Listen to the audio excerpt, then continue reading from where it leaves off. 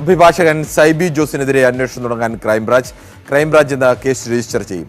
ആദ്യം പരാതി നൽകിയ അഭിഭാഷകരുടെ മൊഴിയെടുക്കും. കഴിഞ്ഞ ദിവസം സൈബി ജോസിനെതിരെ സെൻട്രൽ പോലീസ് FIR രജിസ്റ്റർ ചെയ്തിരുന്നു. കൂടുതൽ വിവരങ്ങളുമായി സുവി വിശ്വനാഥനാണ് ചേരുന്നത്. സുവി, എന്താണ് ഈ കേസ് സംബന്ധിച്ച കൂടുതൽ വിവരങ്ങൾ?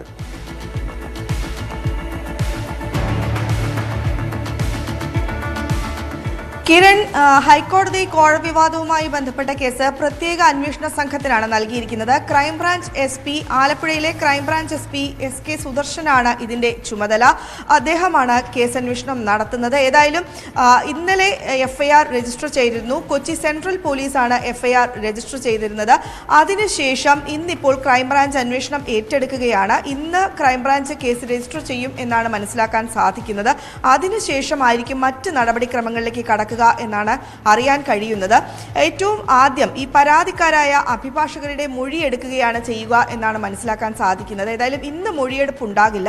ഇന്ന് ആദ്യം കേസ് രജിസ്റ്റർ ചെയ്യും. അതിനുശേഷം അന്വേഷണ സംഘം ഒരു യോഗം ചേരും. ഏത് തരത്തിലാണ് അന്വേഷണം പോകേണ്ടത് എന്നത് സംബന്ധിച്ച ഒരു വിവരങ്ങളിലേക്ക് കടക്കും. അതിനുശേഷമായിരിക്കും മൊഴിയെടുപ്പ് ഉൾപ്പെടെയുള്ള കാര്യങ്ങളിലേക്ക് കടക്കുക എന്നാണ് മനസ്സിലാക്കാൻ സാധിക്കുന്നത്.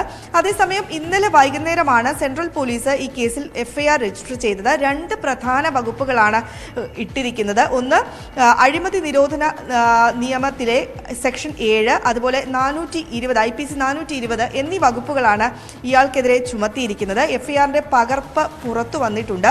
ഈ FIRൽ പറയുന്നത് 2020 ജൂൺ മുതൽ 2022 ഏപ്രിൽ വരെയുള്ള കാലയളവിൽ കക്ഷികളിൽ നിന്ന് അഡ്വക്കേറ്റ് സൈബി ജോസ് കിടങ്ങൂർ, അതായത് ബാർ അസോസിയേഷൻ പ്രസിഡന്റായ അഡ്വക്കേറ്റ് സൈബി ജോസ് കിടങ്ങൂർ കക്ഷികളിൽ നിന്ന് പണം വാങ്ങി എന്നാണ്.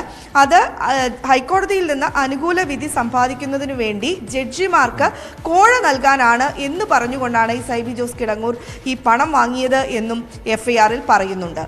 കിരൺ, ശരി, സുവി വിശ്വനാഥനാണ് വിവരങ്ങൾ നൽകിയത്.